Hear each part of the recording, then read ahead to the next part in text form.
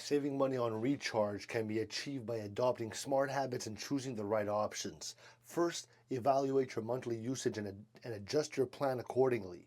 Many mobile providers offer a range of recharge plans with varying dates, talk time, and validity.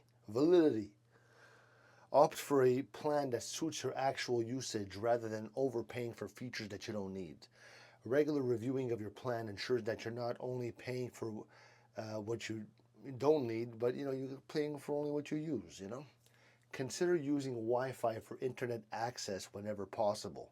This reduces your reliance on mobile data, allowing you to choose a plan with lower data limits or even avoid excess charges. So, if you tend to make long calls, look for recharge options that offer affordable talk time or unlimited calling. Another way to save is by taking advantage of special offers, discounts, or recharge bundles. Many providers offer promotional deals, especially during festive seasons or specific time frames, which can help you save money. Signing up for loyalty programs or using apps to find the best recharge deals can also provide additional savings.